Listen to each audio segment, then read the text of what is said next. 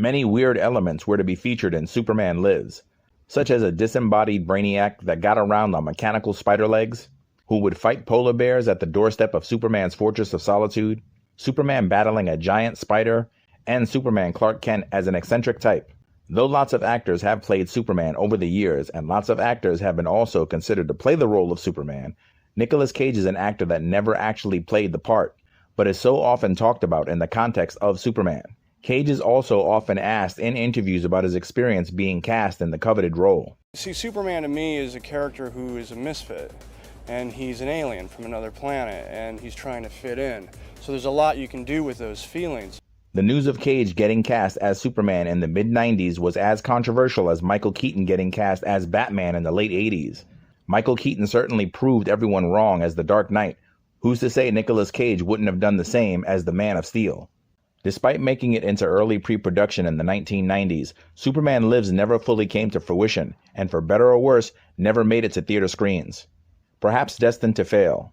Its highly publicized beginning, as well as its equally publicized end, would grow to legendary proportions. From fan speculation to skepticism to outright negativity, eventually turning into positivity and enthusiastic curiosity. Despite never hitting cinemas, Superman Lives has been a topic of conversation and debate for decades.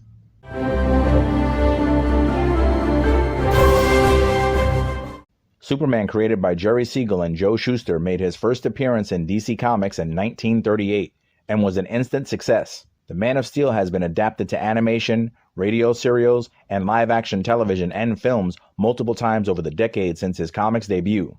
In the late 1970s, Superman was destined to garner his biggest success yet, achieving universal popularity with the Warner Brothers release of the phenomenon-inducing Superman the Movie, which launched a mostly successful franchise into the late 1980s. The franchise eventually wore out its welcome for various reasons by its fourth installment. Effective immediately, I'm going to rid our planet of all nuclear weapons. Despite his many achievements over the decades, Superman has not been immune to being deemed unfashionable, irrelevant, or out of touch with the times. When the Superman comic series seemed outdated and sales began to slump, he was reimagined and reintroduced in a modern context in the Man of Steel limited series in 1986. Written and illustrated by John Byrne, Byrne reinvigorated interest in Superman and spent several years keeping the character relevant. But when Byrne left the series, so did a lot of its readers. The sales slump in the early 1990s resulted in the Death of Superman storyline that would not only revitalize interest in Superman, but boost sales as well. Despite receiving negative criticism over the years for being a marketing ploy, Superman fans continue to hold the Death of Superman in high regard. Its popularity led to it being adapted into a screenplay titled Superman Reborn and eventually reshaped into Superman Lives. The much publicized failed film attempt initially involved Kevin Smith, but was subsequently taken over by director Tim Burton and actor Nicolas Cage.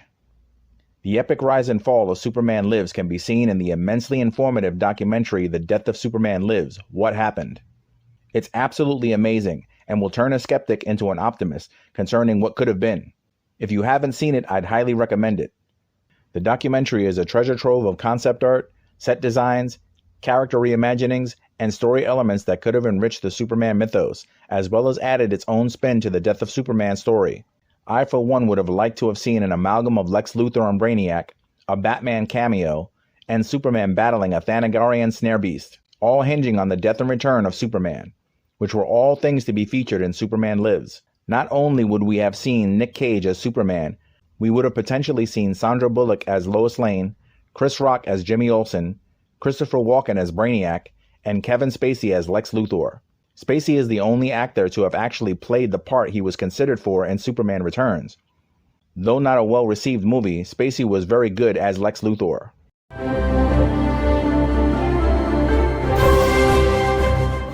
Tim Burton's weird sci-fi approach to Superman Lives made Warner Brothers executives nervous to begin with, but when the studio had a bunch of box office flops in a row while Superman Lives was in pre-production stages, they got cold feet and didn't want to risk another possible bomb, so they pulled the plug. No one can definitively say if Superman Lives would have been a hit or not, but after seeing the concept art and seeing Nick Cage in the costume test footage, I went from a Cage detractor to a Cage supporter as Superman. My father wore this cape. So This cape was handed down to me. this Exactly. cape comes from a long line of Kryptonians who were at the top of their field in science and law. I believe Superman Lives is one of the best movies never made.